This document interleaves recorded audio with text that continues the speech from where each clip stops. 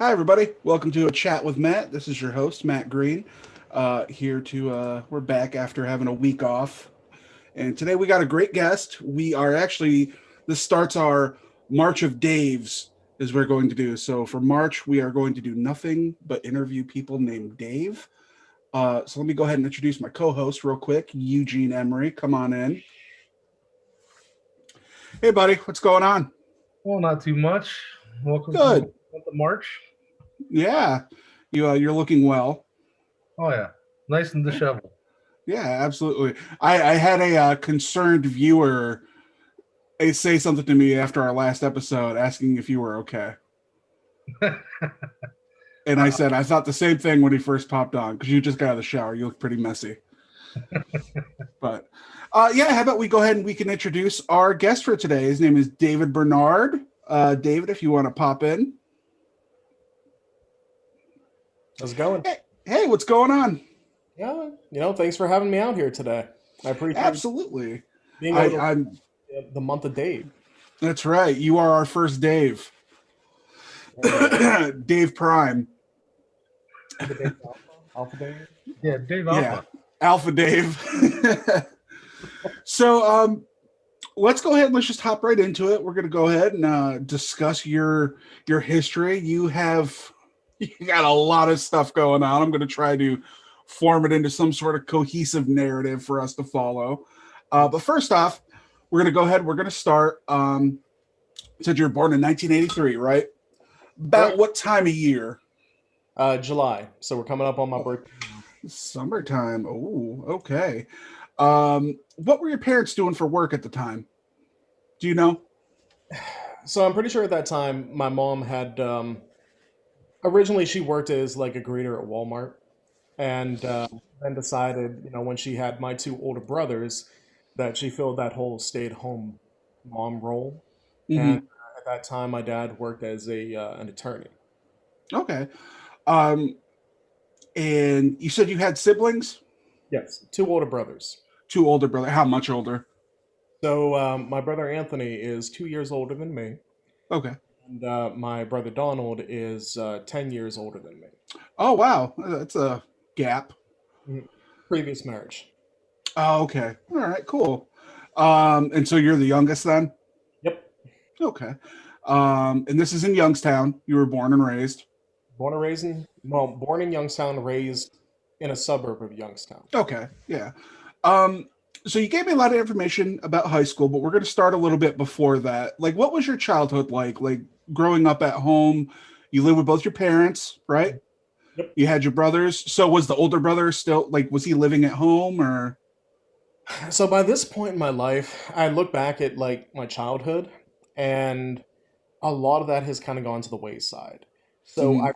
remember my brother Donald, but when I was really young enough to start remembering him, he was Mhm. kind of in that transition into college. Okay. So by the time I really started remembering a whole lot, he was going to college and he was already pretty much out the door. Okay. All right. I gotcha.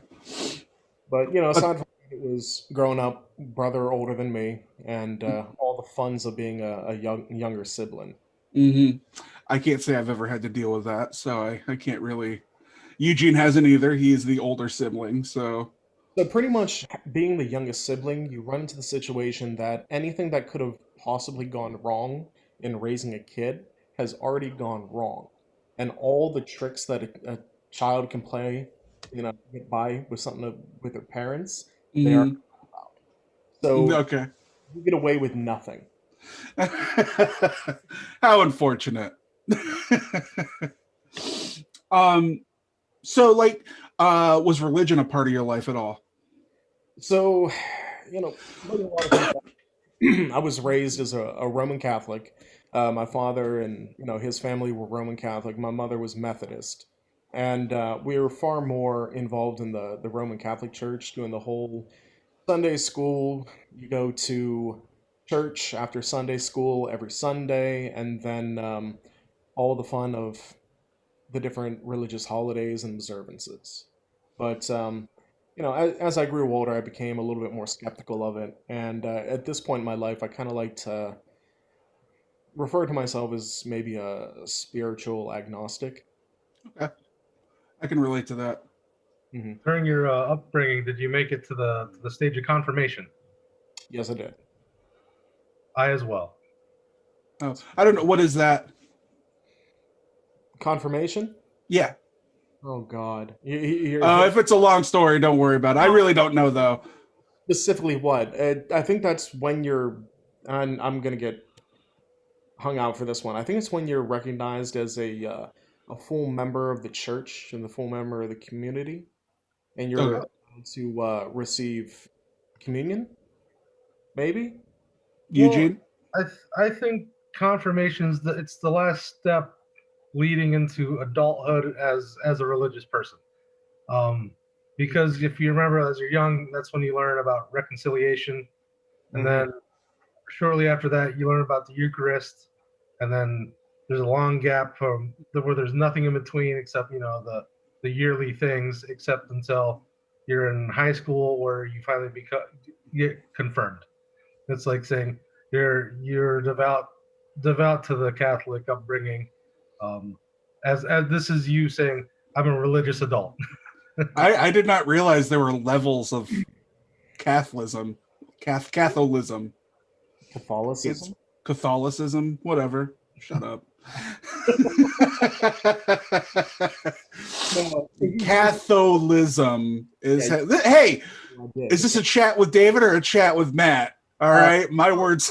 I thought this was the month of Dave. This is true. This is true. Catholicism. Wow, that does sound a lot better. Oh, and see, this is why we do the show live, because if we had recorded this, I would have been like, I got to cut that out, and then I would have got lazy and not wanted to cut it out. So here we are, for you to see just how much I don't know. Yeah. Well, I So- mean, you called me out on religion, so Huh? you called me out on confirmation and like, well, Oh well, and honestly, I didn't know. I don't know much about it, but neither do So I. you didn't go to Catholic school then, did you? No, I actually dodged that bullet. Okay. When I was going into like middle school, there was like the possibility of going to like our local Catholic middle school. And then again, when I went to high school, there was the idea that I was going to go to a Catholic high school, but I convinced my parents that no, I kind of want to stay with my friends. I want to lead Mhm. a normal, childhood or whatever. Yeah. Gotcha. Um. So then we'll just go ahead. Well, what kind of student were you, like in elementary school, middle school? I would say mediocre at best.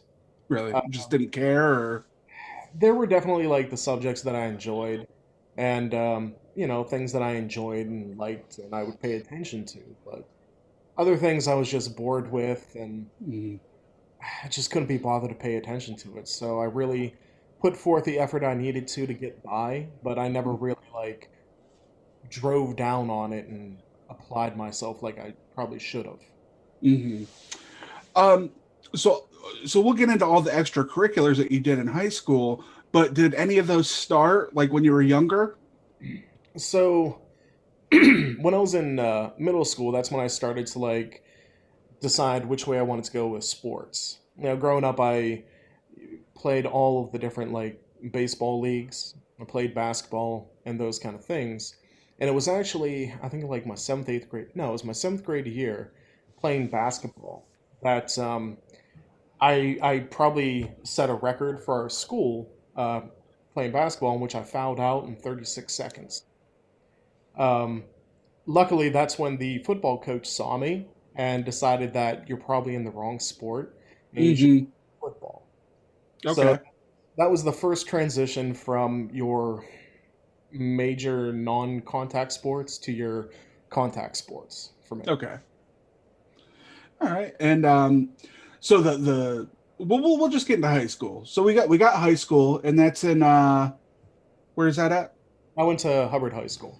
Howard High School. Okay. I apologize. I got a little bit of cough going on today, so I'll try to keep it Oh. away from the mic. And so we'll just list them off. You're in high school, you got extracurriculars, and this is the sports side. You've got football, track and field, Yep. diving, Yep. and bowling. Yep. So you did all four of those throughout high school? So I actually walked away from football for a while because, like my freshman year, junior or freshman year and sophomore year, I played football, and I actually found out I enjoyed diving so much more than I did football. So I kind of walked away from football and walked into diving. But that sophomore year is definitely a year in which I was playing four sports, which was absolutely awful. I There was bet. no free time whatsoever to do anything. Yeah. So then you eventually moved away from the football, went to the diving. Mhm. Um, so you also have your other stuff, which is you're in the drama club, Yep. tech prep for computer technology, and video production. Yep. So how did those come about? So Tech Prep was offered kind of in our system as like a junior, senior level courses in which you were technically considered to take college level courses at that point, and you would pretty much do a half day of high school, and then you were considered off campus, and you would be doing any of a number of different tech prep programs. I just went to the IT one because, computers. Yeah, It just so and this. happened. Oh, I'm sorry. What I was just gonna say, and so this is like what the late '90s, early 2000s. Yeah, this probably would have been 99 and 2000. No, 2000, Okay, 2001. so when did you get your first computer? God. Um, I think I got my first computer sometime in middle school. Because I Okay, remember it was like DOS prompt, that's it. okay. No Windows, not like 3.1 didn't even exist for me yet. I Oh, learned okay. I learned how to operate my computer in DOS prompt first, and then I got like 3.1, and I'm like, oh my God, this is so much easier. Okay. So didn't grow up with one in the house. Well, no, no. When I was younger, I did have one in the house, Oh, oh, and that was got growing up on DOS. got. Oh, okay, all right. That to me is such an important distinction between like the generations of when did you get your computer? Because that really, I think, is one of the big divides, like the generational, like the millennials. I actually think don't fit because they span that time period where they could also be born in a time where they had the computer from the beginning. Whereas for me, I didn't get one until I was 14. And Mhm. it's like I remember the world before a computer. Yeah. So To me, it was always amazing looking at technology and like computing and stuff like that from I saw when it first came out and what it was doing, and I remember like typing away code to like do anything on the computer, and now we have like smartphones and mhm. smart houses, and everything is just so connected in such a sleek and elegant way. Yeah, we have showers that can be turned into raves. I know, right? That Don't lose the remote though. Yeah, I'm sure that story will come up a little bit later. I'm sure. uh, so when you were in high school, did you have a lot of friends? Like you seem to kind of be mixed between you had the sporty side, but it seems like you kind of also had that nerdy side. To use basic terms, I mean, you know No, what I'm no, saying. you're very right on that because I did fit into like the more athletic side. So if you want to go ahead and say like, oh, I was hanging out with the jocks, and I had my Letterman jacket and all that stuff. And then I definitely was like, part of the computer club and obviously like part of the video productions thing when that was offered to me my senior year. Uh, Hmm. so yeah, I really kind of spanned everything and really didn't feel beholden to a single group and just kind of floated around between them. Okay. So then you didn't have like a large group. You just kind of had those are my sports friends, those are my other friends, Yeah. and I had a okay. couple of like close friends, and we all kind of did the same thing in which we fit into that like floating between different groups, and we just kind of get along with everybody, and Yeah. there wasn't that animosity between Yeah. the groups that we were in. Did you experience not so much experience or see that like in high school? Like people this is just a question I have because I you hear stories about people like So I grew up, I've always been a big guy. And, obviously when I was younger in elementary school, middle school, you get picked on a lot. I just felt like when high school came around, that kind of stuff stopped. And I was just wondering if anybody else kind of experienced that, like having people just pick on you all the time or So I see that happen. Go ahead. think like within the high school itself, within the groups that I hung up with, I was a bigger guy growing up too. So like I got the fat jokes and this and that playing off. But by the time I got to high school, they were played out. Hmm. It's like they were no longer original. So it's like, oh yeah, you're making fun of me, I'm fat. No, how original. Exactly. I think they just realized it stops. But It's just gonna be like, you realize I'm poor, right? You can make fun of me for that. like, it couldn't be a little bit more original, really. Yeah. But that really did play a part and kind of resurfaced a lot when I was on the diving team of all things. Because Mm. again, I was a bigger guy, and you can't help but like watch a guy who's like 250 pounds get up on a diving board and go, "Oh God, what's going to happen?" Hmm. But that was always a mark of pride for me because I was shockingly good for my size, and Hmm. which I ended up going to regionals. I ended up going to state and like placing in Wow. and doing extraordinarily well. And I would always love to get up on the board, hear the other team kind of like snicker and laugh a little bit, execute one of my hardest dives, and then come up and everyone just be like, Hey, very good. it's always just a fun thing for me. Yeah. Um, I'm picturing you in high school, but looking exactly the way you look now, like beard and everything. Everything? No. You're not far off though. Because I was an asshole in high school. And you obviously have that like grudge against authority. So our school had a very strict rule of you're not allowed to have any facial hair below your lip line and from your earlobe down. So I'm like, cool, got it. So my senior year, I come in shaved from my earlobe to my lip line, perfectly straight. I had like an awful patchy mustache and like massive chin. It was one of the most like ridiculously awful looks I've ever tried to pull off in my life. But That's always fun when you're younger and you think I could do this. I remember shaving my head when I was younger. That was about the dumbest fucking thing I've ever done. So, if you can imagine it, I used to have long hair. You know, I'd like to see that. Next time we come and pay a visit, I need you to bust out the photo albums. yeah, we can see if I still have those pictures. Yeah. We got to find Mama Bernard. She'll still have them. Yes, she will. She has. They always have them. So also when you were in high school, you said you got to travel to Western Europe. The opportunity came up for that. Yeah, so it was either my freshman or sophomore year. Our school had a rotating program every couple of years in which they would take a tour group to like England, France, Germany, Austria, Italy, and they did it all the time. It just happened to come up while I was there as a freshman, and my grandparents actually thought it was a really good idea and a really important thing. And obviously, my parents freaked out about letting me go to Europe as what, like a 13, 14-year-old kid. But Yeah, yeah, that was my first real exposure to travel. that's very exciting. Where all did you go? So I think I'm pretty sure we flew into like Germany. We went to Austria, worked our way down through Switzerland into Italy.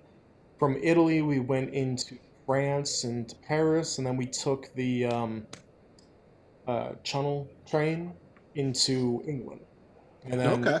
up in London, and from London came home. Wow. I think like a 30 some day trip. That's crazy. Yeah, absolutely nuts. What is one of the best memories that you have from that time?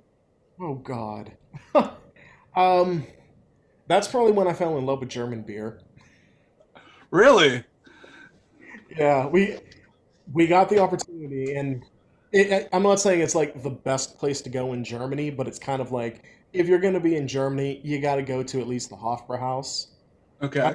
they have them like in Columbus and Vegas, and they're all over the place. So it was just such a fun environment, and of course nobody could finish their beers because it's like a freaking full-on stein of beer. So Yeah. I'm like, I'll finish it, just take that and drink it, and by the end of the night, I'm just feeling great. And then one of the other kids who was a little younger than me couldn't even walk home. So I ended up carrying him home from the pub to the hotel. And it had to be like 11 o'clock at night or something like that we're walking. And there was a parade going on. Of all things, a freaking parade going on down the street. So I'm like, I step off to the side as this parade's going on. I got this guy on my shoulder. And I'm like watching this, thinking this is the greatest thing at all, and all these people are walking by in the parade, going like "ah" to me, and then like they keep going by, and that's when I see like the Pride banner and realize it's a freaking Pride parade. Okay. So And then you immediately dumped your friend, got the shirt off. I immediately like take him on my shoulder, I just kind of like let him slump off. Somebody else carry him home, and I'm just laughing the rest of the way because, what are the chances? It was so ridiculous, but That's it funny. stuck with me as one of those like utterly ridiculous things that if you didn't live it, Yeah, it sounds like it's straight out of a movie. yeah. Yeah, that's fun. Um, so because I don't know when this happened. When did you get your first job, and where was it? So my first job, I was actually a delivery driver for a florist when I was 15 and a half, 16. Okay, wow. So So, even when you're doing all these extracurricular stuff in school, you're also working. yep. Good lord. So I worked I have to ask, did you find any time to get laid in all this? not until like my senior year. Okay, all right. When things have come, you're like, I got to put some of this stuff away. I gotta practice for college. Yeah. But uh, I oh, go ahead. delivered for a year for the florist Mm. before they actually made me a designer. Oh, wow. And I Okay. worked a couple of years as an actual florist itself, making arrangements, which I thought was one of the goofiest jobs I ever had. But let me tell you, being able to come home from work every day smelling like flowers is kind of a nice thing. That it sounds like a very nice job, It, honestly. it was a lot better than coming home from the steel or the pipe plant and smelling like sulfur and Yeah. pickling and that kind of stuff. Absolutely. Yeah. Or in mine and Eugene's cases, at least from experience, coming home and reeking of pizza and grease and Yeah, nothing worse than a deep fryer. yeah, those are the worst ones. Those are the ones that like you come home with the smell. Those are the ones I'm thinking of that I've done, and it was always working at the pizza place. Oh.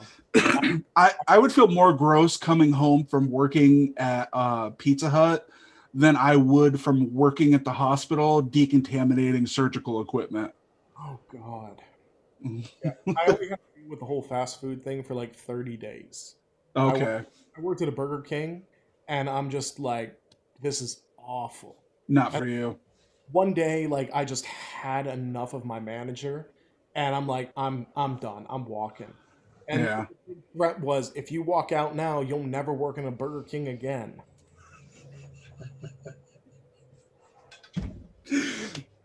She's right. I haven't worked in a Burger King. So the power that that person yields, you did not believe it, but it is true. Right?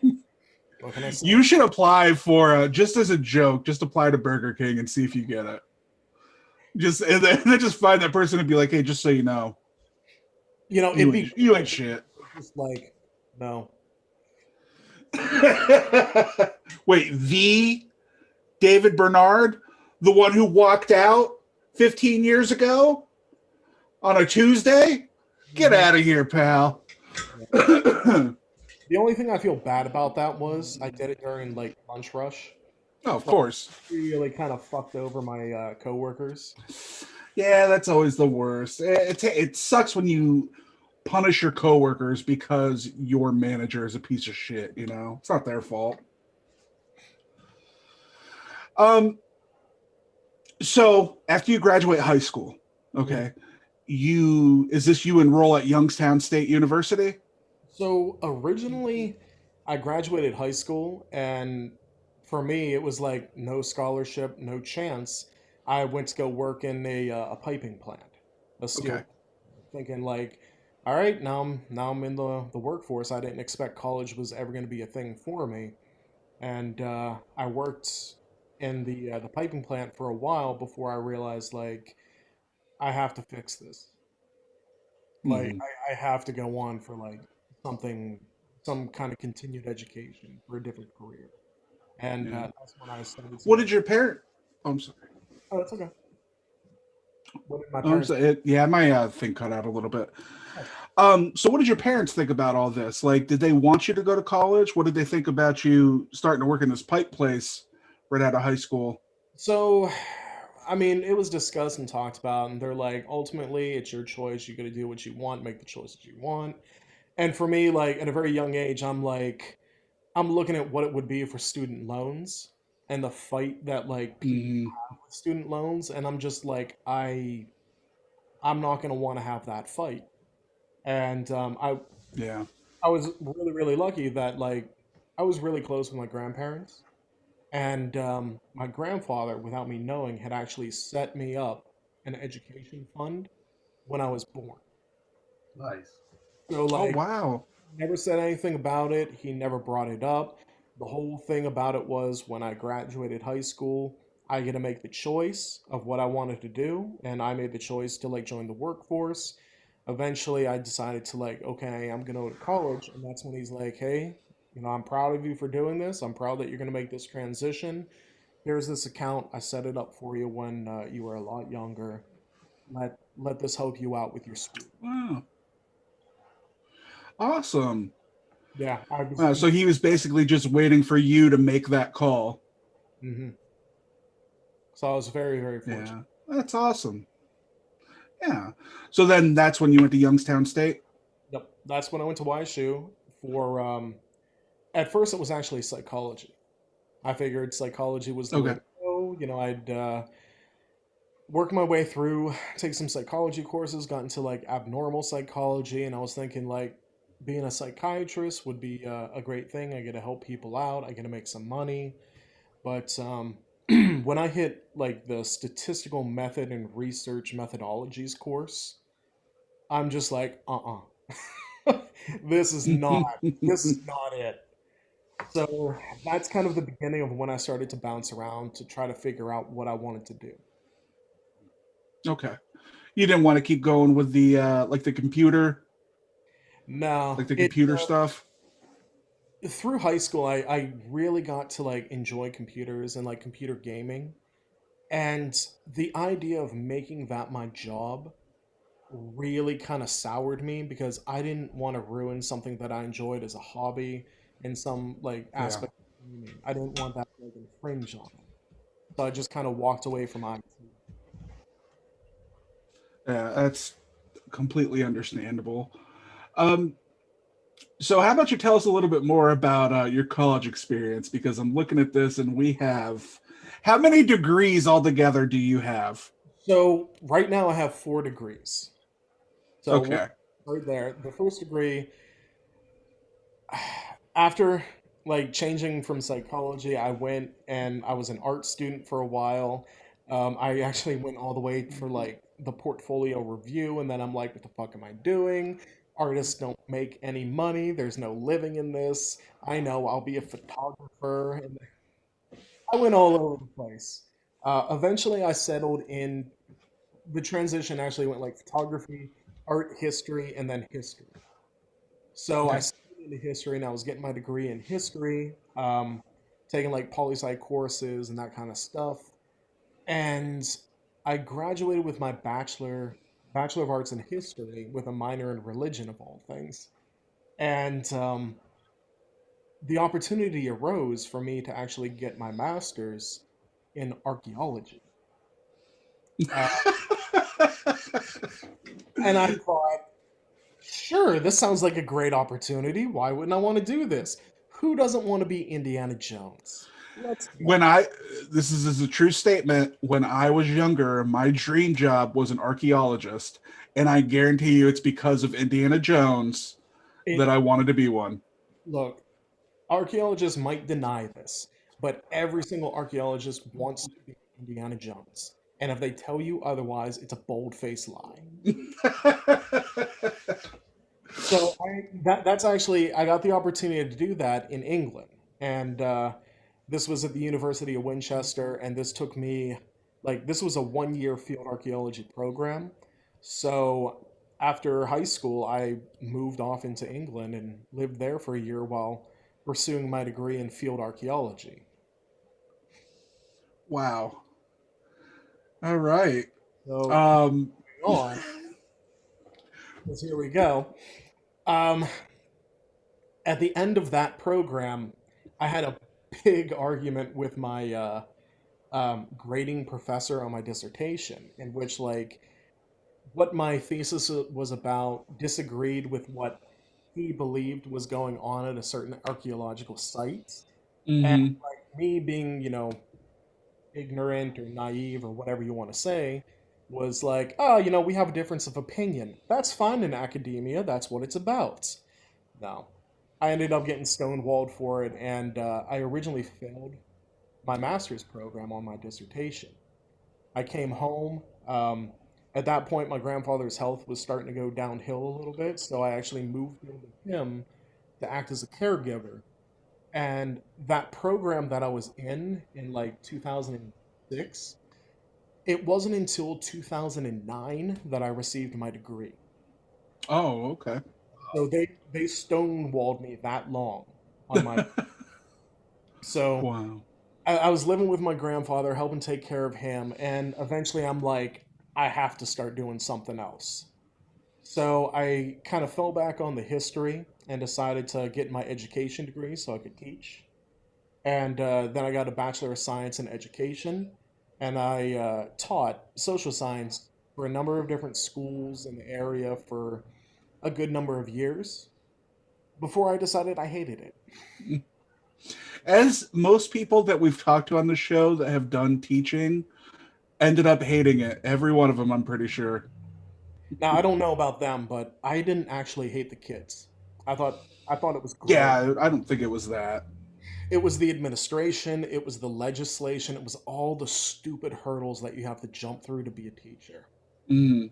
So after that, I'm going on 30 at this point. I'm like, what the hell am I doing? Thinking about quitting this job, quitting my career, and considering going back to school. And I'm just like, you know what? You got to follow your heart. You got to do what you want to do. You got to, you know, put yourself out there. So I went back to school again at this point in my 30s with a whole bunch of like 18, 19-year-old kids feeling like such an old man. Hmm. I got a degree in physics and astronomy with the intention to go on for a master's and eventually a doctorate in astrophysics. But after I got my degree, a job presented itself, and that's actually where I'm still at right now. Is I landed myself an R&D job, and I haven't looked back since. Okay.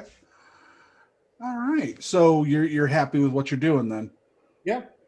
Okay. All right. Well, we'll talk more about that towards the end, Mhm. um, because I want to talk about some of the other jobs that you have had throughout your life, because we also have quite a few of those. When I talk to people on here and they tell me about all the things that they've done, all I can think is, where'd you find the time?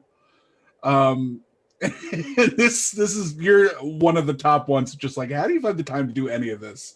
So we have you worked as a movie store clerk, Uh-huh. delivery driver, florist. You talked about those.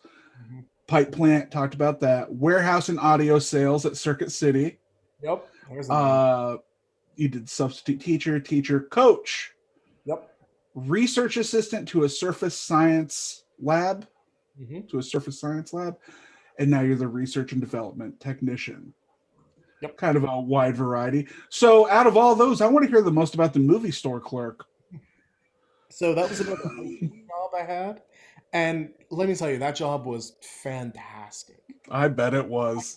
Paid to just like have people hand me money to rent them out movies, and the rest of the day I just gonna sit there and watch movies. Yeah, it's that's kind of my dream job, I think. Man, it was such a chill, laid back job until our store got robbed and I was held at gunpoint. Oh, fun. That's fun. Who robs a video store? Drug addicts. Yeah, they got to be some pretty desperate folk. Oh man, it's one of those moments that you like. I turned around, and I looked at the guy in the eyes, and he just wasn't there. Yeah, And that was a terrifying moment in my life. I can only imagine. Did he like ask for new releases and stuff too?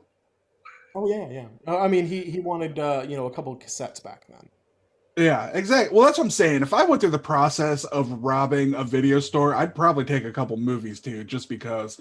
Give me some of the ones in the back, the ones you don't have out yet. Come with me. We're going into the back room with the Hey, weird door. we actually had a back room there Oh with yeah. with the black curtain. I had to constantly yell at kids for peeking back there. Any good video store had them.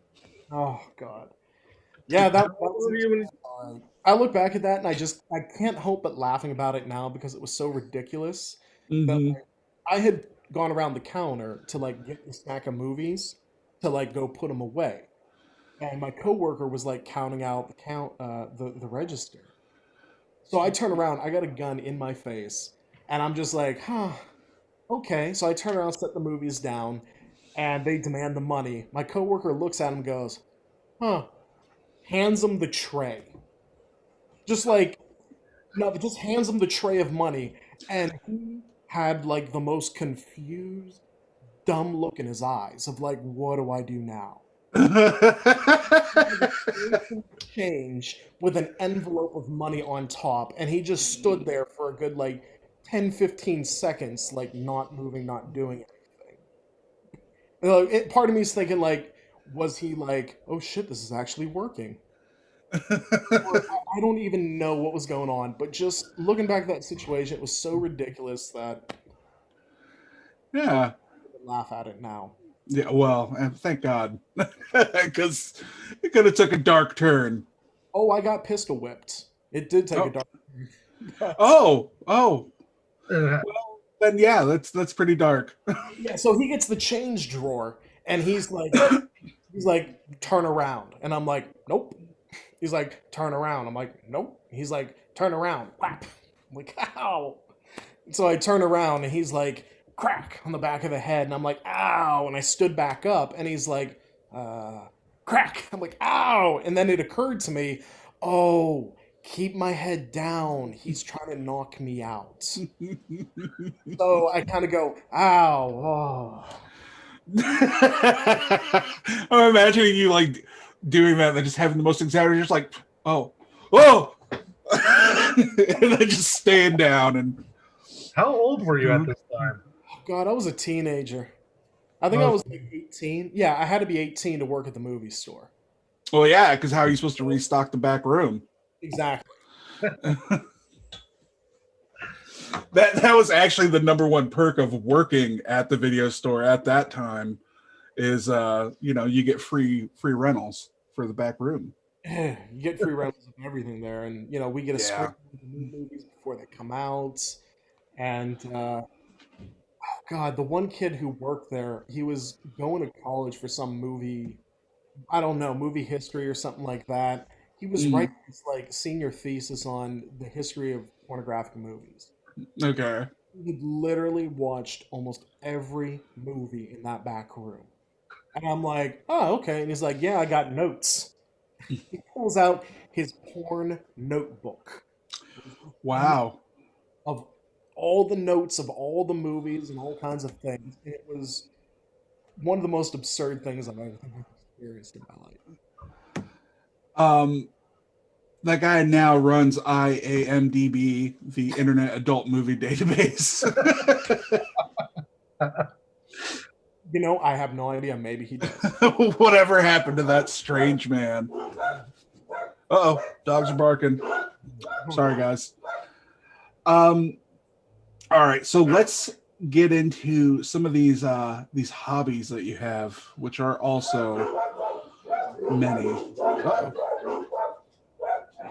I don't know what's going on out there. Sorry about that. We were having a party. I imagine it's like the Christmas. Hold on a second, Eugene. You go ahead and take care of this. I gotta go see what's. So I imagine it's like the Christmas story right now at his house. Like all the dogs are about to rush through there and like ruin Christmas dinner.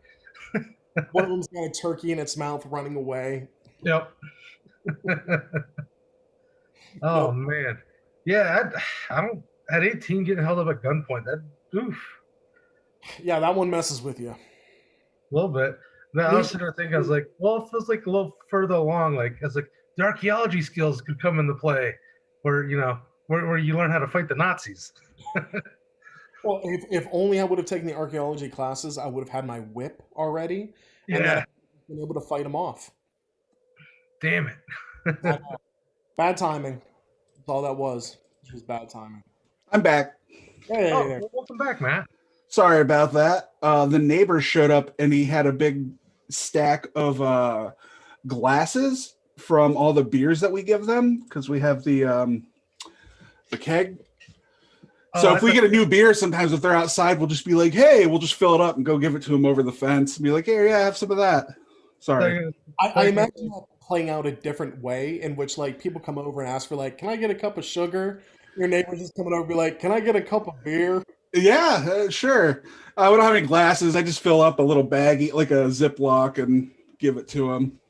I was just kind of hope it was pertaining to the story we just had, like just a stack full of porn DVDs. Just, here, man. The neighbor funny story. I actually had a friend one time who she had to move in like back in with her parents after things went down. She's like, I have all these porno tapes and I don't know what to do with them because I can't take them with me. Do you want them? And I'm just like, yeah, of course I want them. Yes, please. So I have a giant stack of porno tapes down in the basement that it's like you can't let them go. and they were up in the closet and Michelle found them and she was just like, "Can I get rid of these? Like you don't watch them." I'm like, "No, you can't get rid of those. There's good shit in there. There's someone spent money on that. We're not getting rid of those." There's some good VHS porn out there, right? Yeah, absolutely. Yeah. All right, let's get back to you, David. I apologize for the interruption. Hobbies. Let's talk about your hobbies. All right. You are a strongman, amateur strongman for 5 years. Tell me about this. How did you get involved? What all does it entail? When I hear strongman, I think of Mark Henry. That's what I think of. So is that accurate? Kind of, sort of. Mark Henry was more in the way of like Olympic powerlifting. Okay. It came later for me, but coming back from my master's program, it was like I moved in with my grandpa, and that's all I really did. I was helping him out, and I just had an abundance of time to myself, and I figured, well, might as well do something. So I just started to join a gym and started working out back then. I've always been a lifter, but I started dedicating more and more time to it. And then I realized, I got a knack for this. Why don't I push myself and see how good I can be? And then I started lifting more and more weight and realizing, oh, I'm actually pretty strong. Let me pick up this stone. So you're basically Bruce Willis from Unbreakable. Yeah. That's how I realized my superpower, my talent. Yes. It just came to me over time. So eventually, I decided, you know what? I'm gonna set a goal for myself and see if I can achieve it. And there was like a local competition in like a 6-month time that I'm like, sure, I'm gonna do this. I'm gonna sign up for it. I'm just gonna see how I did. So I look at the event list. I start training, not knowing what the hell I'm doing. At this point, I'm still just kind of winging it. I go to the competition, and I ended up placing 4th in it, just on like raw strength. Like I had Wow. I had no form whatsoever, and like I had no idea what I was doing. So once I realized like I actually can do this shit, I started to dedicate more like research to it and started reading up on it more and developing like form and proper training and that kind of stuff. And from there, did a couple of other competitions. Did pretty well, Did won a couple of firsts, couple of seconds. Never actually got tapped for my card, but you know, it was just something fun to do. Hmm. I'm really disappointed there isn't like an old man who just like noticed you doing this and he was like, we can harness that. We know how to do it. And then he just like took you under his wing and trained you to be the most badass uh strength person ever. We can harness his skills. Well, it's funny because that's actually how the powerlifting started taking up. Okay. Is when I got out of the strongman stuff, I moved on with my life, and I came back to lifting later on. In the gym I went to, there was like an older powerlifting bench press champion, and I'm just lifting in the gym, and you eventually start talking to the regulars in the gym, and I just started training with him, and he's just like, "You're built for deadlifting. We're gonna work on that." All right. So he started training me for powerlifting, and I only ever did that kind of as a hobby, never competed with it, because by the time I would have been ready for competition, the pandemic kind of set in. Oh, okay. Oh, so this is much more That was recent. much more recent. Yeah. Yeah. Okay. I just kind of imagine you going up against Sir Gregor or the Mountain. No, he is the mountain. There's a difference there because he's 7 foot many, and I'm 5 foot nothing. Well, the actor, isn't he an actual strongman? Yeah.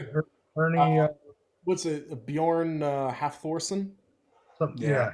Yeah, he's one of the top ranked strongman. Um, he is an absolute monster of a man, and he's set a number of different records from what I've seen. And I think if I'm right, he holds the current deadlift world record, though I'm not. I believe it. Eddie Hall might have taken it back, but I don't know what's going on there. Yeah. Well, maybe we'll get him on the show and we'll talk about his. Of course. Yeah, I'm sure he's not doing anything. Yeah, it'll be on an episode called Deadlifts with Matt. Yeah. So you were a full-time Twitch streamer with a whopping 3 subs, you said. You played open world games and speed running. Was that just because it started to get popular and you enjoyed doing it when you were younger and you're like, hey, what the hell? Yeah, so I mean, I've always loved computer games over console games, so that was always my go-to. And I realized, like, well, again, I'm kind of in the situation where I have this chunk of time that I'm not really being productive with, so why don't I start doing something? Started entertaining the whole streaming while playing my games, combining a hobby to make a little bit of money on the side, maybe.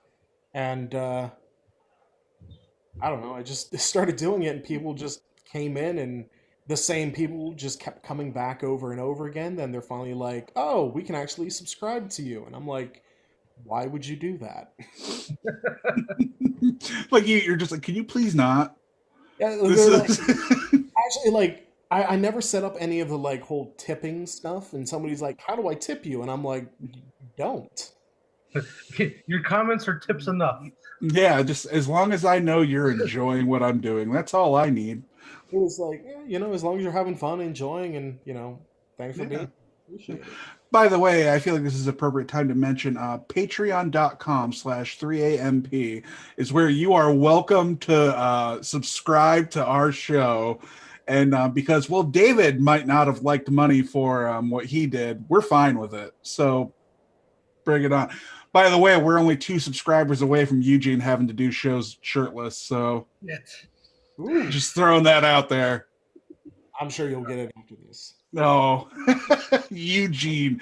But don't worry, Eugene. I've already thought about it. We're going to keep you down to just 1 show with your shirt off.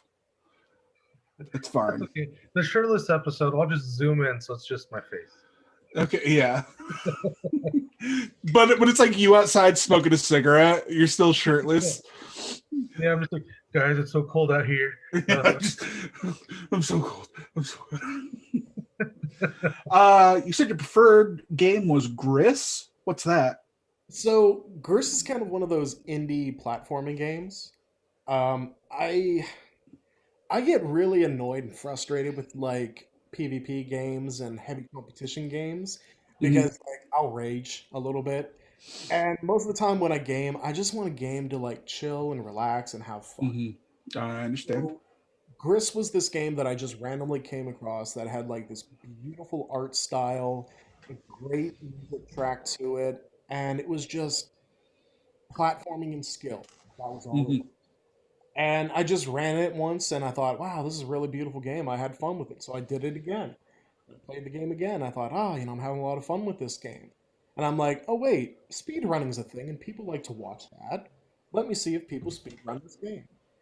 So I found the speedrunning community for them and realized that, like, my gameplay for that wasn't actually that far off from what they were doing. So I started to mhm. refine my gaming, and eventually I think I ranked like in the top 25 on that one. I think like 13 is the highest I ever made it.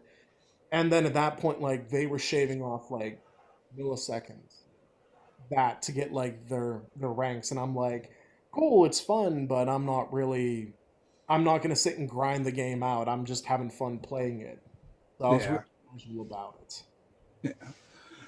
Real quick before we move on to our next topic, we had a question from the chat, and they were wondering what did they catch the guy who robbed the video store? So they did catch the guy who robbed the store, and it was in part two reasons they caught him. The first was they were able to get his palm print off the door when he left. You know, put it up against the door and push it open, and they were able to use the fingerprints on the drawer, the cash drawer that was handed to him, to confirm that he was the one who actually did that and not just a patron who left the store. So that Oh, okay. move of handing him the money tray was Yeah. what actually got him caught in the end. Gotcha. But he had knocked over like 15 stores that month. Oh, Like, he decided to just go like all out and like, I'm yeah. kind of curious where he would have went if he wouldn't have got caught. Like, what's the lowest that he would have went? Like he's. I'm just imagining him like in a school robbing the lunch line, like the little old ladies getting the 25 cents. Well, he was knocking off like movie stores, and like he knocked off like three or four of our chain stores at that time. Hmm. And he was hitting up gas stations and convenience stores, and he hit up something. I can't remember what it was, but it was something one of those watch places, the watch battery place. Okay. I think that's the most ridiculous one that he knocked over. I But want to see somebody rob like a DMV. That'd I, be fun. Like just walk it, not only rob them, but rob everybody that's waiting to get their new license. Just nope, got to take a number first. yeah. Um, all right, we're gonna finish up with your hobbies. Right now, you are a coach for the women's rugby club. Hmm. You got your coaching certificates, certifications, and you played rugby when you were at the University of Winchester. Yeah, so when I went to England is when I was kind of exposed to rugby. Of course, I've seen Mm, it on TV before, and it's kind of like, what the hell is going on? I don't understand any of this. mm, And when I was in England, it was kind of one of those, okay, I need to meet some friends. I need to meet people. Maybe I'll join one of the clubs. So the university had like a mixer with all the clubs, and people could just show up and find where they want to be. And mm. I remember walking up to like the archaeology club, and right next to it was the rugby table. So I walked up to the archaeology club and realized like they were actually going back and forth between the table because a lot of the archaeology people were rugby people too. And I'm just like, sure, I'll give it a shot. And they're like, ooh, an American, this will be fun. So I played for a year while I was there and had an absolute blast doing it. And then kind of not really a popular sport in the States yet. Yeah. But when I got the opportunity to play in the area, of course, the team kind of fell apart. And my fiance and I have been like trying to build up the local club. As part of it, they needed a coach. So I figured, why not? I've coached before in the past for other teams. I can coach for this also. Got my certifications, got my qualifications to do it, and have been trying to, help build the team up and coach the next generation of ruggers. Sure. So you coach Katie's team? Yes. Oh, okay. All right. That's not awkward. No, because if you think about it, she's the president of the club. Oh, is she? I didn't realize that. Yeah. So she's actually my boss. Oh, okay. So it's a nice awkward situation that like she could fire me if she really wants to, but at practice I get to boss her around. So nice little balance going on there. Yeah, absolutely. Um, okay, well that's fun. How are things going with the rugby now? I mean, I assume COVID had a big impact on it, but it So, seems like everybody's just kind of ignoring it now, but I assume you guys aren't. I no, imagine you're being safe. because we're trying to keep everything like on the up and up, which not all the teams out there do. We're trying to like live by the guidelines that are set out to us. We're trying to have return to play guidelines and live up to like the COVID regulations. And we have been able to have some conditioning practices while maintaining distance at the practice. No contact, nothing else. But we're kind of at a stage in our area where COVID's kind of cooled down enough that they're allowing practices and games provided you do certain things. Mm, So there's an entire like your entire team must like symptom track for 2 weeks leading up to any kind of match.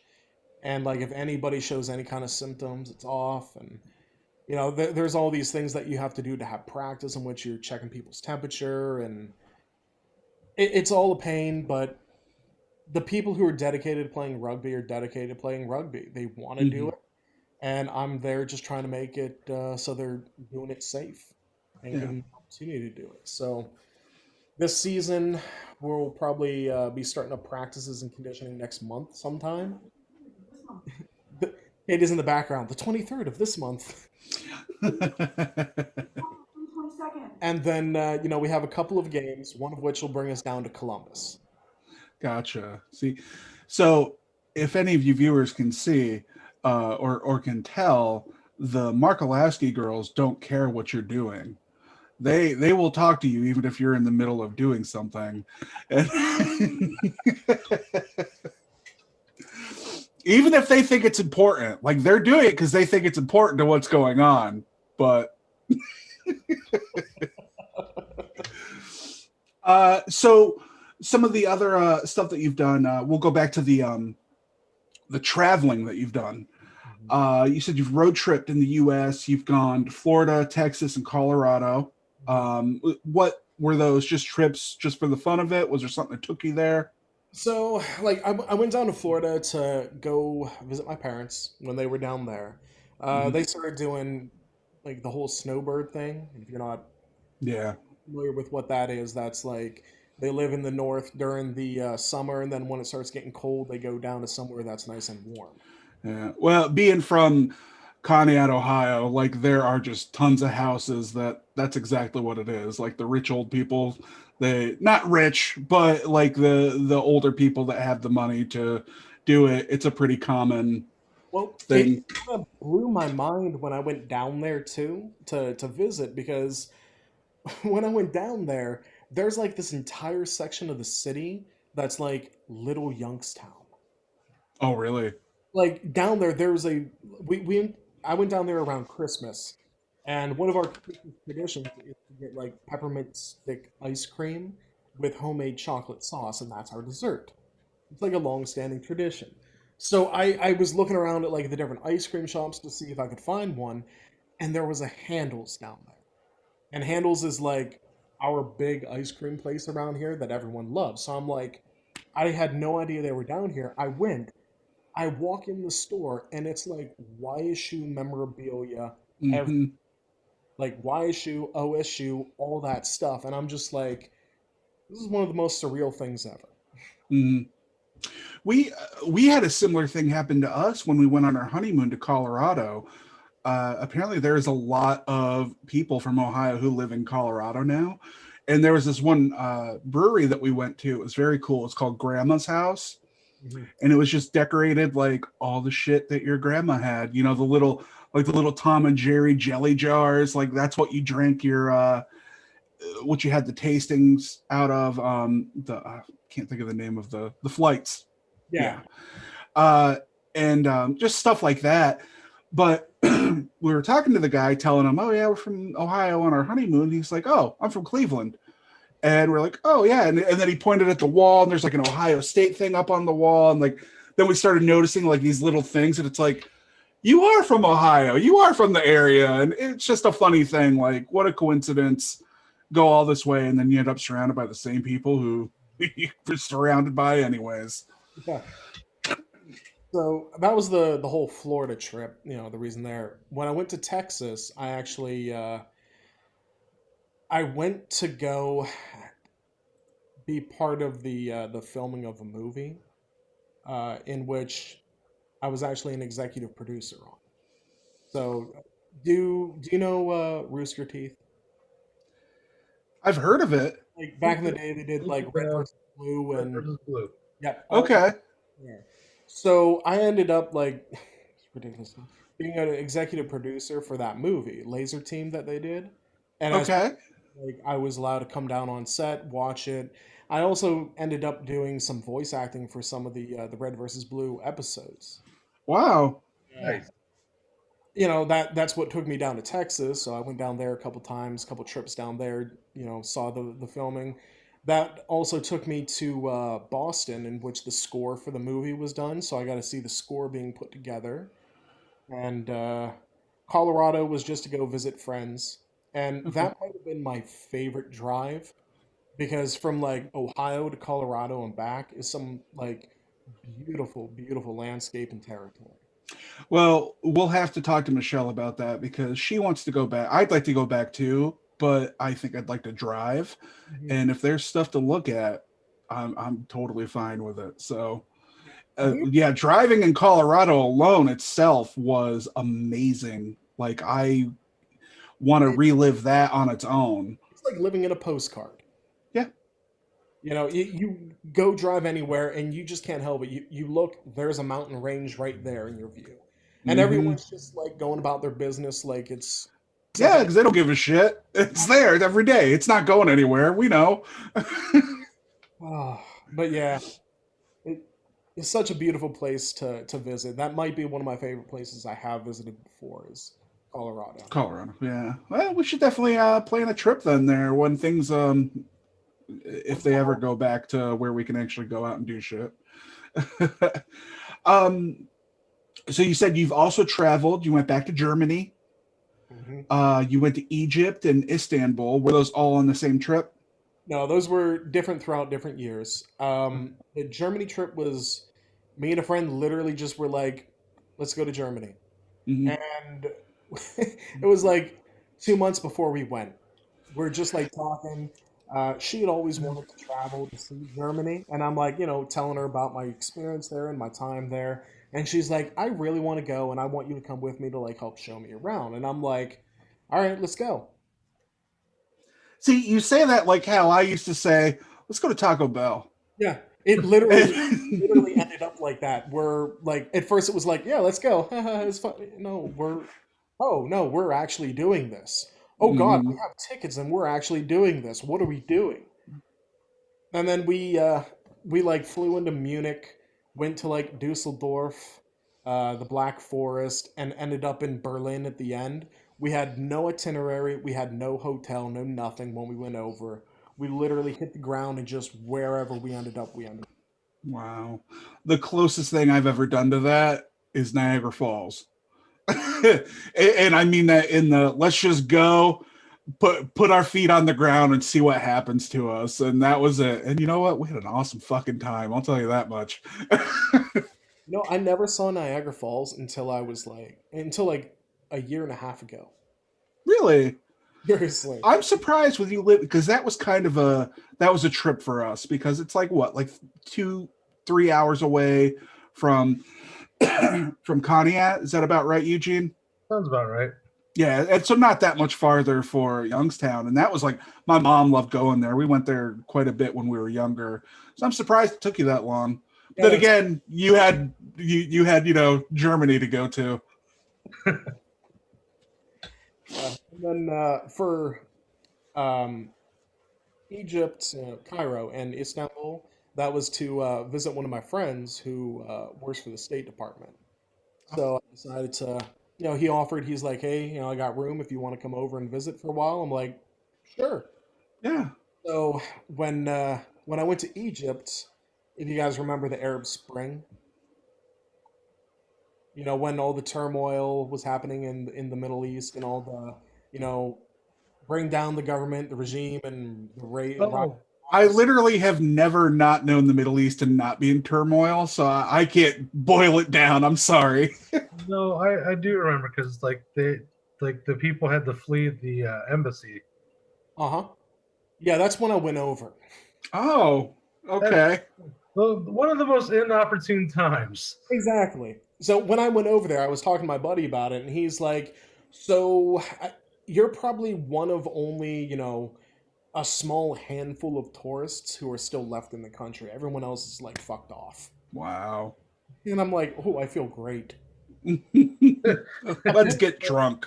Apparently, yeah, you can't really. It's actually harder to find alcohol there than you would expect. Muslim countries, particularly dry countries. See, I don't think that I realized that about like Egypt. I just wasn't thinking about it. I did know that was a big thing though.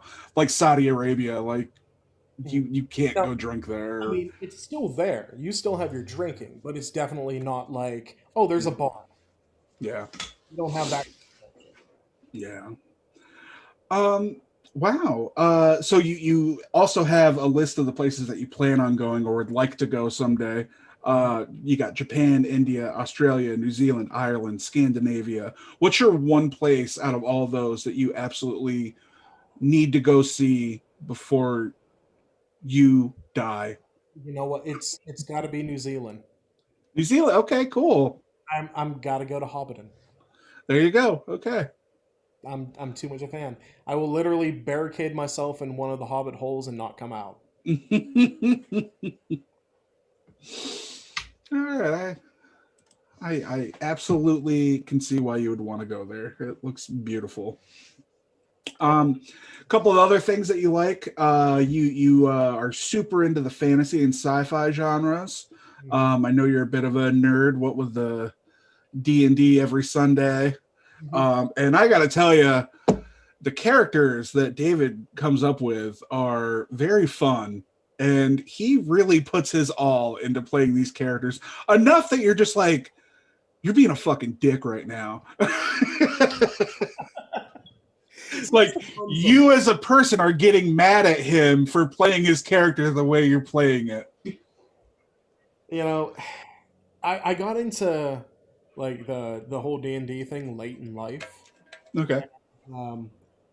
It just ended up being such a great escape and such a fun time because it's such a social thing.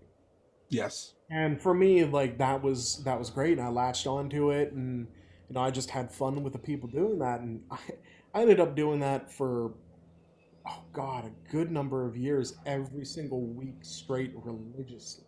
Mm-hmm. So you're fun because I feel like, and I've only ever seen you play with one person GMing, so I don't know, how it is all the time. But you're very much like, no, my character's doing this. Like I'm not playing into, like this is what I would do. This is my role. I am role playing, and this is exactly what I do. Whether that's what you want me to do or not, you figure it out. And I could see somebody being find you to be a very challenging player. and So. I really try not to do that because that can be such a dick move sometimes, where we just throw the DM such a curveball that he's like, Mhm. "Ah." And that's why I don't think I'd ever enjoy running my own campaign, because it would just be like, fuck you, you're doing what I want you to do, all right? See, that's when you're like, it's divine intervention and the gods want you to do this. Yes, yeah, you have to go there. Um, and then finally, with the stuff you love, kung fu movies. I'm such a fan of like the cheesy old 80s kung fu movies. I latched onto so hard. There's just something so fun about them. Like don't get me wrong, I love modern kung fu too. I'm a huge Mhm. Donnie Yen fan, but seeing like early Jackie Chan before he Mhm. was like hugely famous, um, Sammo Hung, all What of those. about Bruce Lee? You a fan of Enter the Dragon or? I respect them.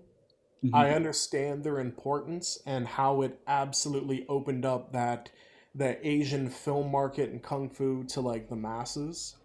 I was never really a Bruce Lee fan, Okay. though. The Well, thanks irony, for being with us, David. It was fun. No, I'm kidding. So, so how did you feel about Barry Gordy's Last Dragon? sorry, what? Barry Gordy's Last Dragon. If if you're a fan of kung fu movies, Uh-oh, are you not? If you'd seen it, you'd remember. You That's a. tell me I don't know. so It's that's got kind of show enough. Okay, I think I know which one you're talking about. With the Shogun in it, and it's like I kind think of like so. a street gang kind of thing going on. yeah. He's trying to find the master, and it's for who writes all the fortunes and the fortune cookies. I think I remember that. The problem is, I have an appalling memory. Like my memory is crap. So all of these old movies, like titles, I've lost. Like if you start describing something, it'll be like, okay, I remember that. I don't know what it's called, but I remember it. Oh, gotcha. So like the biggest thing in that movie was for the bad guy was whenever you yell out who's the master and the answer is show enough. Yep, I remember that one. It reminded me kind of like, oh God, those the black kung fu movies, like the black exploitation. Hmm. No, Like Dolomite, yeah, it kind Rudy Ray Moore. of, it reminded me of that genre in a way of the way they like treated some of the characters in there. Hmm. Yeah. I just have to tell you guys real quick. We have a message in our chat right now Oh, from the name is Good Looking Honky. The message is Matthew, David, Eugene, Peter North here, old adult film star. Great stream today, guys. Thanks, Peter North. So, so I'm guessing all I could think is that we were talking about the back room in the video store. We talked about the porn, and then a bot who poses as Peter North happened to come on to the stream onto the chat. So, or or it's Peter Peter North North. they're offended that you just like played him down as a bot. Yeah.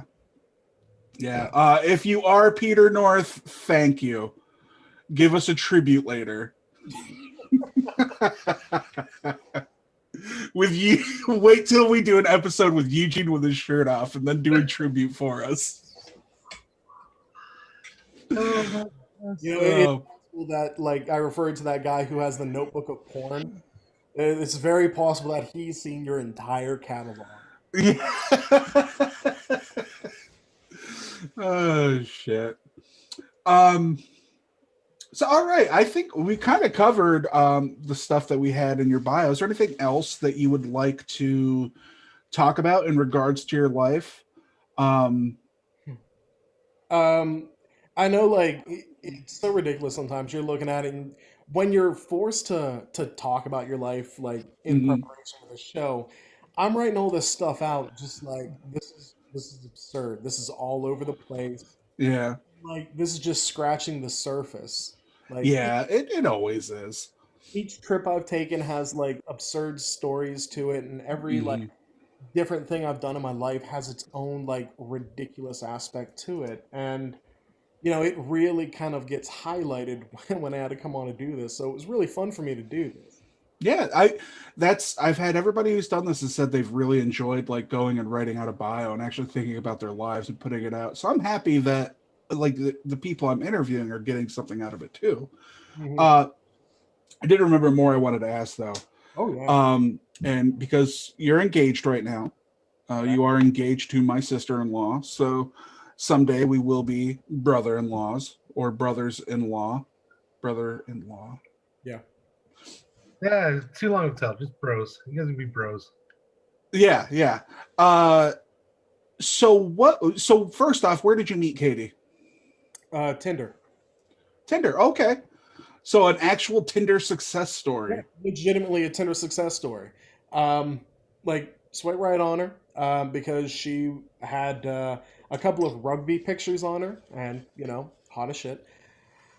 So I'm like, sure, why not? So we had our first date at like this bar that I went to all the time, like a microbrewery that I go to all the time, Hmm. and she shows up after apparently working at like the early shift at the post office. So she worked like 3 a.m. to whenever, and then Hmm. she was apartment hunting. So she didn't have time to go home and get ready or do anything. She came right from like apartment hunting. So she shows up as like just a hot mess of being like, you know what? Sorry, I had shit to do. This is what you're getting. And it was Hmm. so refreshing to like actually meet somebody real who wasn't like putting up a front, who wasn't trying to be somebody different. They were just being who they are, that we Hmm.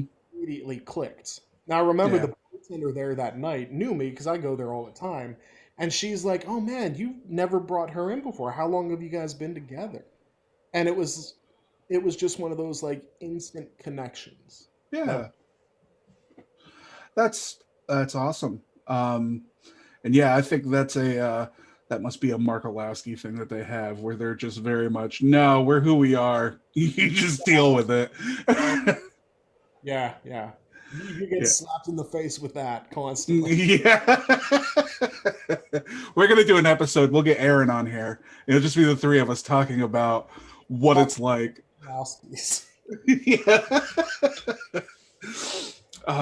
So well, that's really good. I gotta say, as long as I've been with Michelle and known Katie, like I'm just gonna say I like you the most out of everybody that I've ever met through her.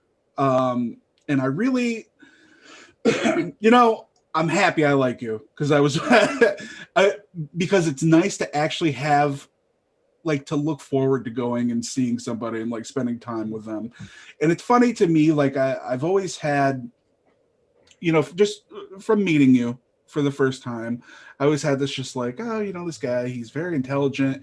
He's you seem to be doing really well in life, but you're not an asshole. And I appreciate that so much well, yes, but you know what I mean. You're not just hanging out and talking with you. It's like hanging out and talking with anybody. You're not, um, you don't come off as you think you're better than anybody else, or you're down to earth. We're all very relatable, and you're that person. And I've always really liked that about you, that you're just very you're approachable, friendly. You talk to everybody. Very nice. It's I just my really horrible way of complimenting you. I'm sorry. It's no, very I awkward. really appreciate that. And I'll tell you, it's such a trip for me because like I don't I love my family. That goes without saying, but my family doesn't really have like a whole lot of like family kind of thing Mhm. going on. We're very like reserved people. Yeah. And then I go to a Mark Olowski event, Hmm. and holy shit. Yeah. It is something I've not experienced in my life. We're having such a tight knit family and like such a boisterous family that's Yeah. just out there. Yeah. I thankfully growing up, I mean, I've had a pretty big family, and I'm used to that type of stuff. Uh, and sometimes it's nice to actually be a part of this because when you, well, I don't know, maybe you don't know, but it's like when you start to get older and you got your cousins and things. I don't know. Did you have a lot of cousins around when you were growing So up? my mom's side of the family, she had, well, she has a sister, and like they live on the other side of the country. Never really Mm, knew any of them. Uh, okay. my father, on the other hand, was one of 8 children, and they all lived around here. Hmm. But um, we never were that close to any of those people. Oh, well, okay. Like All they're right. not the. We never came together. Gotcha. That's too bad. I mean, I don't know. Maybe you don't think it is, but it's just that was just something that I loved growing up, and then it kind of just goes away once everybody starts getting older. Your cousins start growing up, and they have kids, and they get significant others, and the families start to grow, and it's like, well, we kind of have to just focus on this family now, and you just sort of get separated. You still talk to each other and everything, but it's not like it was. Mhm. So I find it kind of comforting when we go to these family things because it's almost like, oh yeah, I remember stuff like this from when I was younger. I wish we could still do this now, like with that part of the family. But I see that. I get it. yeah. Well, I think now we actually have some time. We could ask you some of our questions. Oh, we don't have as much time as I thought we did. Wow. So what do you think, Eugene? You think we should ask some of our questions we ask everybody? Now I'm going to ask this one because I want to know. David, I have a question for you. Okay. If there was one thing that you could change to make our country a better place to live, what would it be? I should Wow. have given Huh. this to you to think about beforehand. All right. So that one's. It's a hard question. I grew up in a very political household, so like these things like roll around my head already. But Hmm. the biggest problem we have in this country, as I see it, is the division. Like Hmm. we have such an idea that we are like it's us versus them. And that goes for like the political, that goes for like racial, that goes for gender, that goes for all of it. If I could change one thing, it would be to break down that idea that it's us against them and Hmm. that we're so different or on two sides of the spectrum. Hmm. Eh, I know. I was just thinking about that yesterday too, and it's so bizarre to me. And I have to get out of the mindset too because you get in your head and you think like, okay, this person does not agree with me politically. I'm a liberal. I'm a Democrat. They're a Republican. I'm liberal. They're conservative. What does that mean, and what do we believe? Well, they think that I'm fine with murdering babies because in their mind that's how it is. I think that they're fine with racism and all the other factors that go into it. And it's like those are big issues. Yeah. It's like I don't want to associate with somebody who's fine with oppressing other human beings. So what do we do to stop this like immense kind of like black and white mentality that we have towards everything where it's like, no, I don't care how many good things that you do as a person, you have that one idea and I'm holding on to that one that I don't like. It just kind of to me comes off like, well, how are we ever supposed to change people's minds or come to some sort of agreement when we immediately throw up that barrier of fuck that person, they don't even exist. The best I can say on that one is you're never going to be able to force somebody to change. Yeah. As soon as you start thinking like how can I fix somebody else, you've already lost. Yeah. You're not going to fix other people because people it doesn't matter what we're talking about. If anybody ever comes up to you and they're like, "Hey, you're wrong on this. Let me fix it. Let me show you how you're supposed to do it." Mm-hmm. It's just human nature. You're going to be like, "No, I'm not. I didn't do this wrong." And it's really hard for us to admit like fault in our own selves and let somebody else like try to fix us. Yeah. All we can ever really control is who we are and control our own actions.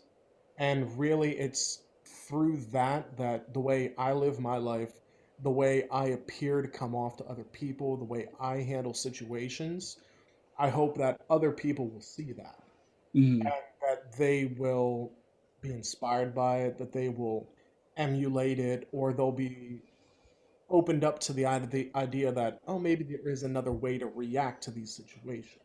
Yeah, and that's more of what I mean when I say like change people's minds. It's not so much change their mind, but to hopefully get them to a point where they can question it themselves. Mhm. It's not that they're going to choose that path that you want to go down or whatever. Eugene, I didn't hurt your feelings, did I? I'm so heartbroken over here. Sorry, Eugene and I disagree politically on a few things. So there you go. We're proof right there that you can still prosper and have something special with somebody who you disagree with politically. Yeah, I mean, hell, going back to it, like um, I am liberal. I don't actually consider myself Republican or Democrat because Mhm. the two-party system is just broken. Oh, But absolutely. like, I grew up in my grandfather was a Republican, real conservative, Hmm. and I think that this argument or this point boils down to ignorance, and it's through education that will kind of resolve some of those problems too. Because Hmm. when you teach somebody about something and you open their eyes to it, it's really, really hard for them to be ignorant about it anymore, because deep down they know what actually is going on, and then they have to make the choice Yeah. to react how they want to. And that'll go back to their own Yeah. values that'll guide that choice. And I Yeah. do believe Critical thinking. people are good. I believe that through and through. Inherently, people are good. Hmm. The I I think I believe that too for a lot of people. Not everybody. I'm sorry, Eugene. Go ahead. the sad reality of everything is like you don't really have to make a strong point of saying I am this or I am that. Mhm. There's too many shades of gray. If anything, I would like I'm Hmm. more middle of the road, Mhm. and as most people say, I'm a fence rider. In which case, I go, well, so the fuck what, you know? Um, Yeah. and I go, Well, it's not a fence. The fence doesn't exist. well, no, it's Sorry. the fence separating both sides of the parties. Yeah. Being Yeah. conservative or uh, or Yeah. liberal. Well, it just my argument is that's not like they say that, but there's way more than just those two things. Well, And yeah, that's the problem is that everybody thinks like, well, you're in the middle, so your opinions aren't that. It's like, no, I'm just my own thing. yeah. So what I'm getting at is there's so many shades of gray that it doesn't matter like what side you're on. You gotta, like he said, education leads you to the point of where you need to be at. Um, so my take on things is like you can say the most repugnant thing, to hurt my feelings. It's like okay, Yeah. Yeah. and you just on your political stances of whatever. And at the end of the day, as long as I can go to sleep with lay my head down peacefully, I I could care less. Yeah. And I think for like Yeah. the vast majority, if you do want to be like, oh, you're Republican, oh, you're Democrat, I think the vast majority of what those two people believe and actually value, I'd be willing to say like 90% of the time they're going to agree on those points. Hmm. And it's only like a Yep. little bit here and a little bit here that people disagree and have those really hard line stances of where they want to be. That you have like really vocal people over here and really vocal people over here, and everybody else in the middle just kind of going like, shush. Yeah, it just Yeah. gets you when it comes down to, like when you start boiling things down to when you narrow it down to like topics and take it from like a macro point of view to a micro point of view. That's where the aggression starts coming out. And then Yeah. for me, like I said, it doesn't bother me because at the end of the day, it's gonna be you're gonna have your own voice or vocal thought of opinion on things, Mhm. whereas this is what society deems things are. Um, Yeah. as long as you can keep going about your day without having to fight anything or have issues with it, you'll be all right. Eugene, I promise you, when the Civil War comes, I'll make your death quick. I probably would say the opposite. Why? You're the one with guns. You could actually make my death quick. Well, I'll keep it fair. Okay, yeah. We get ballpoint pens and 10 paces. like I'm imagining just surprising you one day and showing up at your house and you're just rushing out with a gun in your hands, just like, what, is it started? Is it going now? Is this happening? Is today the day, man? Jesus. No. Well, David. Oh wait, we got one more thing. Eugene, give that wheel a spin. Oh, One more question for you, David, and we'll let you go. I promise. 18. Who would win if they had to fight, Jean-Claude Van Damme or Steven Seagal? Jean-Claude Van Damme. Okay. I'm not even going to hesitate on that one. Well, I guess I do have to ask. We're talking about now, right? Well, I don't know. Do you think it would have differed back in the day, in the 90s, during both of their primes? No. No, you think it's always Jean-Claude Van Damme? It's going to be Jean-Claude Van Damme all through and through. I think so. I think he just comes off as so much more legit than Seagal. Yeah. Yeah. Think it's more agility factor. Yeah. Yeah, he's got the agility and flexibility going on where Steven Seagal is Steven Seagal. Yeah. There's definitely words there, but wow. He's just a Navy cook. We got this. Yeah. Whereas Jean-Claude Van Damme is Guile. So, David, thank you so much for coming on and doing the show with us. I really appreciated it. I'm glad that we got to start off. We started off with a strong Dave, I think. Well, I'm really happy to be here. This was a great time. I really appreciate it, and I hope that you get those extra 2 people on your Patreon. Hey, go to Patreon and support these guys. That's right. We're at patreon.com/3AMP. Is there anything that you have going on, David, that you share that you would like the world to follow or see or know? No. No? I'm just You're a private person. Yeah, I'm just living my life the best I can right now. Just trying to settle into the new house. When's the wedding? Probably sometime in the summer. Okay, it's coming up then. We have to nail that down still, but it's coming up. Yeah. All right. I mean, there's plenty of stuff that we didn't get to talk about that I would love to, but we kind of reached the end of our show. We try to keep it an hour and a half, so I guess we'll just have to have you back on in the future to talk about some stuff.